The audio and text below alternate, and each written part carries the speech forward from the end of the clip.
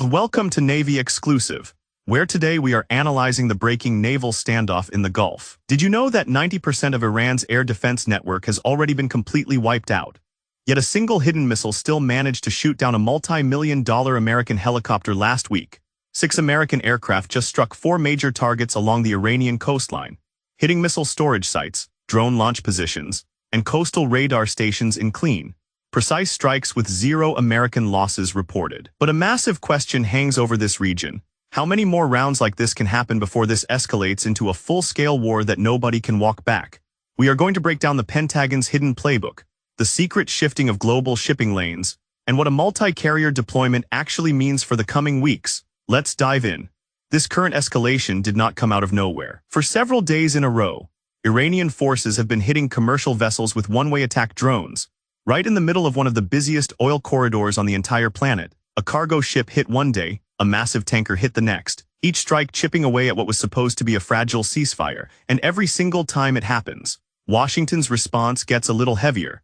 Then came the line that really got people talking. President Trump warned that the United States could be forced to complete the job if Iran keeps launching these attacks. Think about what that phrase actually implies. This is no longer the language of containment. This is the language of finishing something that was left unfinished. And when a sitting president starts talking like that in public, you have to ask yourself, is this just heavy pressure talk? Or is it a direct preview of what is coming next? Here's where it gets interesting from a strategic standpoint. If this pattern of drone strikes on commercial shipping continues, the Pentagon has a specific playbook it has used before, and our sources show they almost certainly have it ready to use again right now. Picture a massive amphibious ready group steaming toward the region. A single naval group like that typically centers on a big deck assault ship. The kind of vessel that looks almost like a small aircraft carrier, carrying somewhere in the range of 2,000 Marines, along with the sailors who operate the ship itself, add it all up. And you are talking about a total force of roughly 4,000 to 4,500 people, packed onto just a handful of heavily armed vessels, loaded with attack helicopters, landing craft, and everything needed for a rapid response on short notice. Distance matters immensely here too. If a group like this had to sail from a naval base on the west coast of the United States, you are looking at a transit of somewhere around 13,000 miles, which in practical terms means 3 to 4 weeks at sea before it even reaches the region. That is not a quick reaction. That is a deliberate, highly visible statement of intent, the kind of message that says, we are not going anywhere, and we are prepared to stay. So if you start seeing reports of a new amphibious group breaking from its home port, that is your signal that this is no longer just a war of words. There is also the critical question of air power.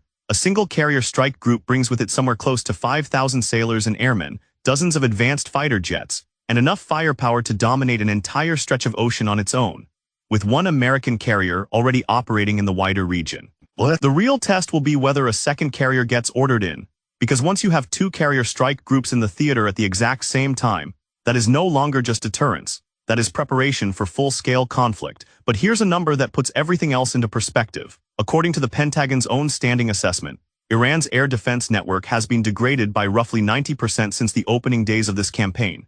90%. Think about what that actually means on the ground. The radar sites that used to track incoming aircraft, the surface-to-air missile batteries that used to threaten anything flying overhead, most of that is either destroyed, disabled, or simply not there anymore. That is exactly the kind of damage we see in CENTCOM's own official strike footage: bunkers collapsing, missile launchers going up in massive secondary explosions, radar dishes flattened before they ever get a single chance to paint a target. And once you have taken out that much of an air defense grid, you have effectively opened up the skies. That is the real reason American aircraft have been able to keep flying these heavy strike packages deep into Iranian territory, with so few losses on the offensive side. But 90% degraded does not mean 0% remaining. It is that last 10% that keeps showing up at the worst possible moments. Mobile launchers, hidden batteries, the kind of scattered, hard-to-track systems that do not show up until they fire. And that is precisely how an American Apache helicopter ended up going down near the Strait of Hormuz earlier this month. Both pilots were pulled out safely. But it was a sharp reminder that even a force this heavily degraded can still get one lucky shot in. So here is the question worth sitting with. When a military has lost 90% of its ability to defend its own skies, how much damage can that remaining 10% still do before it is gone for good? While all the missile strikes and the drone attacks are grabbing the front page headlines, there is a much quieter story playing out in the water itself, and it might end up mattering just as much to the global economy. Just days ago, the agency that oversees maritime traffic in the region, working under the direct coordination of the United States Navy, announced something massive: a widened shipping route through the Strait of Hormuz, running close to Omani waters. On paper, that sounds like a technical, almost boring update about sea lanes, but look at what it actually means in the real world. It allows far more vessels to move through that narrow corridor in both directions at the same time, and it does it without asking Iran's permission. That is not a routine traffic update. That is a direct challenge to the idea that Iran controls who gets to use that vital waterway. For months now, Tehran has acted as if it holds veto power over one of the most important choke points in global trade. This move says otherwise. It says the United States Navy intends to keep that lane open, with or without Iranian cooperation. Right now, there are still American warships actively patrolling along that southern route. These warships are escorting commercial traffic and watching for exactly the kind of drone attacks that triggered this latest round of strikes in the first place. Every tanker that makes it through safely is, in a way, a small statement. Every single one that gets hit becomes the next major flashpoint, so ask yourself this: how long can the United States Navy keep escorting ships through a stretch of water, where the other side keeps launching drones, before one of those drones gets through and changes the entire equation? What we are watching unfold is a dangerous pattern that is becoming impossible to ignore. Iran tests the ceasefire with a drone strike on a vessel. The United States answers with heavy strikes on missile and radar sites along the coast. Iran answers that with rocket strikes toward American bases in the Gulf. And around it all, oil tankers, container ships, and the merchant sailors crewing them are caught right in the middle of the crossfire. The ceasefire that was supposed to calm this region down now looks more like a brief pause between heavy rounds than an actual ending.